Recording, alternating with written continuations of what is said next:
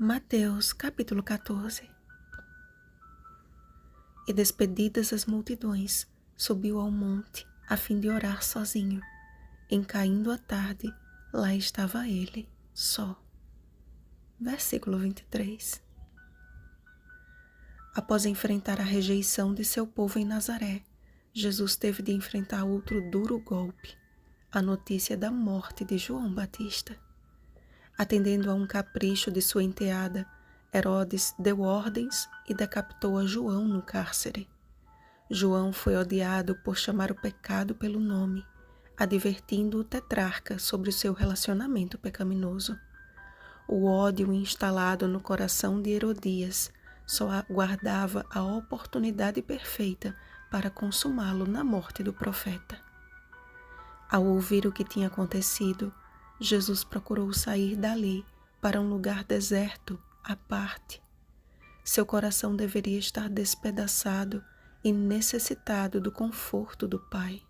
Contudo, ao desembarcar, viu Jesus uma grande multidão, compadeceu-se dela e curou seus enfermos. O primeiro instrumento do Pai para confortar seu Filho amado foi cercando-o de pessoas que necessitavam de seu auxílio. Ao curar e alimentar milagrosamente aquelas pessoas em um lugar deserto, suas obras testificaram do testemunho de João Batista e fortaleceram a fé daqueles que o seguiam, sobrando exatamente 12 cestos cheios de alimento, uma bonita representação do ministério dos apóstolos. Ainda assim, Jesus precisava de um momento sozinho, o que conseguiu ao findar do dia. Esses momentos preciosos eram de muito valor para o nosso Salvador, que os empregava em orações e súplicas a fim de ser fortalecido em favor da humanidade caída. Jesus não somente sofria um desgaste físico, mas principalmente emocional, ao ter que lidar com tantas mazelas e sofrimentos. Que contraste das multidões de enfermos com os milhares de anjos que o adoravam no reino celeste. Contudo, a sua necessidade de ficar sozinho não era maior do que a necessidade daqueles que precisavam dele. E como escreveu o salmista, pelo mar foi o teu caminho, as tuas veredas pelas grandes águas. Salmo 77, versículo 19. Jesus foi se encontrar com os discípulos andando por sobre o mar. Mas o desespero deles de ver o barco sendo açoitado pelas ondas não foi maior do que o de ver o vulto de alguém andando sobre as águas. A revelação de Jesus e a incomum caminhada de Pedro nos revelam importantes lições.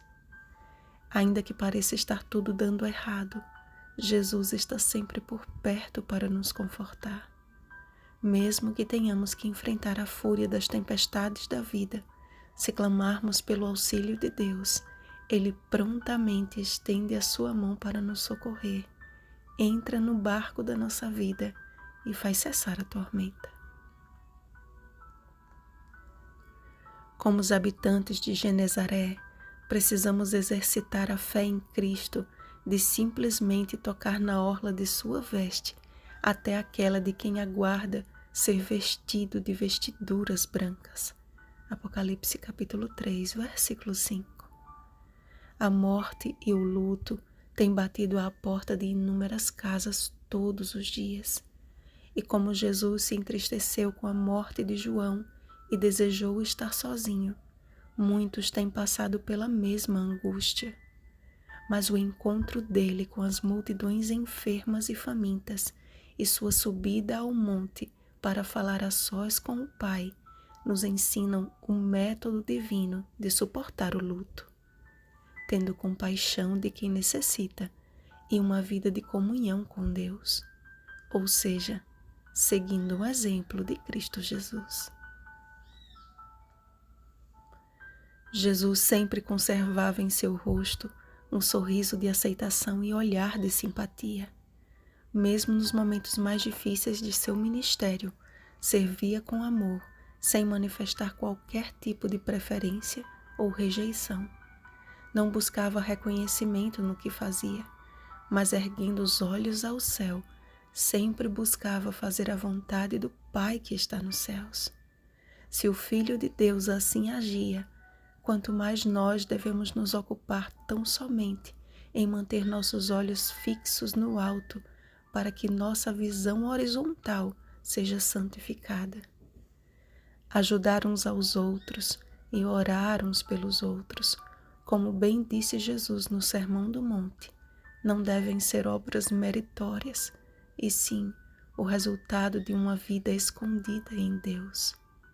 Como a lâmpada não acende por vontade própria, nossa luz nunca brilhará se não estivermos conectados à fonte.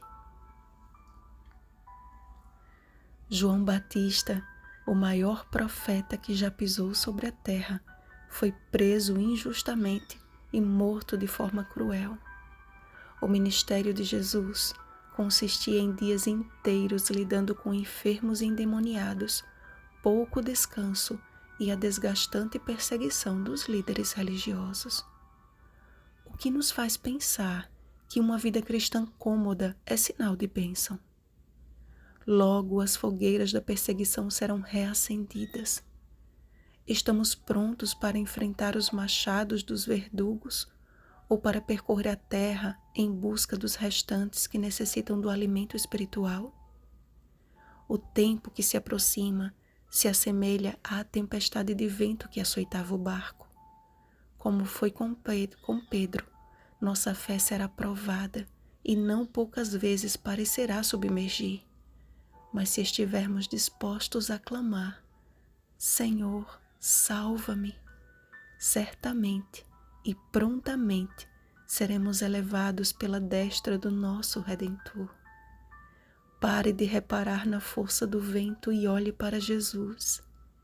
Então, venha o que vier, estaremos ocupados adorando aquele que faz cessar o vento.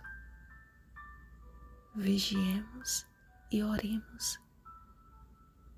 Bom dia, homens e mulheres de fé. Oremos pela chuva serôdia em nossa vida. Oremos uns pelos outros. Rosana Garcia Barros.